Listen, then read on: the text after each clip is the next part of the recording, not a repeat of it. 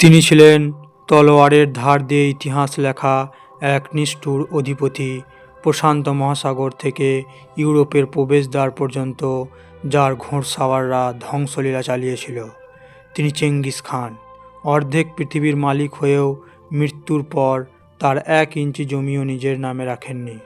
1227 সাল মৃত্যুর আগে তিনি এক অদ্ভুত আদেশ দিয়ে যান, আমার কবর যেন কেউ কোনোদিন খুঁজে না পায়। 800 বছর পার হয়ে গেছে, আধুনিক প্রযুক্তির স্যাটেলাইট আর রেডার দিয়ে সারা মঙ্গোলিয়া চষে ফেলা হয়েছে, কিন্তু তার কবরের একটা পাথরও খুঁজে পাওয়া যায়নি। কেন বলা হয় তার কবর খুললে পৃথিবী ধ্বংস হয়ে যাবে? কেন তাকে দাফন করা 2000 সৈন্যকে নির্মমভাবে হত্যা করা হয়েছিল? আজ মিস্ট্রিয়াস ওয়ার্ল্ড উইথ মুশারফে আমরা উন্মোচন করব পৃথিবীর ইতিহাসে সবচেয়ে সুরক্ষিত এবং রহস্যময় এক সমাধির কাহিনী। চেঙ্গিস খানের মৃত্যু নিয়ে অনেক মতভেদ আছে। কেউ বলেন ঘোড়া থেকে পড়ে, কেউ বলেন যুদ্ধে পাওয়া ক্ষত থেকে, কিন্তু তার মৃত্যু পরবর্তী ঘটনাগুলো ছিল আরও ভয়াবহ। কিংবদন্তি অনুযায়ী তার মৃতদেহ যখন মঙ্গোলিয়ার পাহাড়ে নিয়ে যাওয়া হচ্ছিল, পথে যাকেই দেখা গেছে তাকেই হত্যা করা হয়েছে, যাতে কেউ বলতে না পারে দেহটি কোথায় নেওয়া হচ্ছে। দাফন শেষ হওয়ার পর 2000 দাসের ওপর দিয়ে 800 সৈন্য ঘোড়া চালিয়ে তাদের হত্যা করে, আর অবশেষে সেই 800 সৈন্যকেও আত্মহত্যার আদেশ দেওয়া হয়, অথবা অন্য এক দল সৈন্য দিয়ে তাদের মেরে ফেলা হয়। এক বিশাল সাম্রাজ্যের প্রতিষ্ঠাতা নিজের চিরস্থায়ী বিশ্রামের জন্য তৈরি করেছিলেন এক রক্তের প্রাচীর। প্রত্নতাত্ত্বিকদের মতে চেঙ্গিস খানকে দাফন করা হয়েছিল মঙ্গোলিয়ার পবিত্র বুরখান খালদুন পর্বতের কোনো এক স্থানে, কিন্তু সেখানে তো কোনো স্তম্ভভূত নেই। ইতিহাস বলে কবরের চিহ্ন মুছে দিতে সেখানে 1000 ঘোড়া দিয়ে মাটি সমান করা হয়েছিল। কেউ কেউ বিশ্বাস করেন একটি আস্ত নদীর গতিপথ বদলে দেওয়া হয়েছিল, যাতে নদীটি তার কবরের ওপর দিয়ে বয়ে যায়। আবার কিছু প্রাচীন পাণ্ডুলিপি বলে কবরের ওপরে একটা বিশাল জঙ্গল রোপণ করা হয়েছিল, যাতে কয়েক বছরের মধ্যে সেটি সাধারণ বনের মতো দেখায়।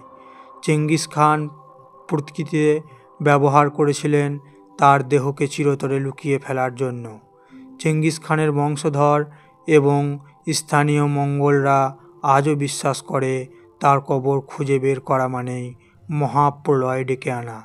1941 সালে রাশিয়ার বিজ্ঞানীরা যখন তৈমুরলংয়ের কবর খুলেছিলেন, তার ঠিক পরেই হিটলার রাশিয়া আক্রমণ করেন। মঙ্গোলীয়দের ভয় চেঙ্গিস খানের কবর খুললে এর চেয়েও বড় কোনো বিপর্যয় নামবে। এটি কি শুধুই কুসংস্কার, নাকি প্রাচীন কোনো সতর্কবার্তা? আজও মঙ্গোলিয়া সরকার এই পবিত্র পর্বত এলাকায় কোনো ধরনের খনন কাজ নিষিদ্ধ করে রেখেছে। তারা চায় তাদের গ্রেট খান শান্তিতে ঘুমান। 21 শতকের বিজ্ঞানীরা কিন্তু হাল ছাড়েননি। ন্যাশনাল জিওগ্রাফির valley of the Khan project হাজার হাজার সাধারণ মানুষ স্যাটেলাইট ইমেজ দেখে অস্বাভাবিক কিছু খোঁজার চেষ্টা করছেন। আলবার্ট লিনের মতো বিজ্ঞানীরা গ্রাউন্ড রাডার ব্যবহার করেছেন।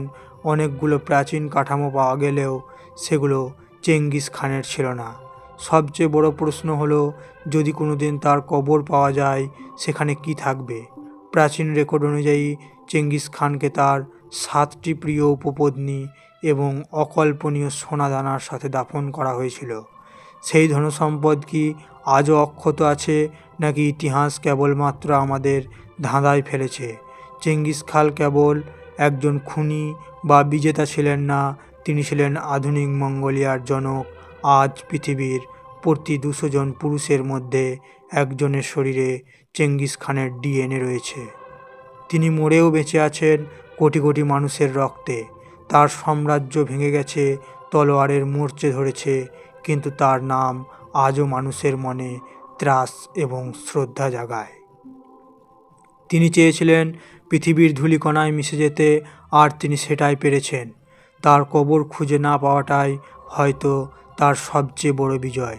আলেকজান্ডার থেকে চেঙ্গিস খান, ইতিহাসের এই মহানায়করা আমাদের শিখিয়ে যান যে পৃথিবী জয় করলেও শেষ পর্যন্ত নিহতর দেহটি মাটির নিচেই আশ্রয় পায়।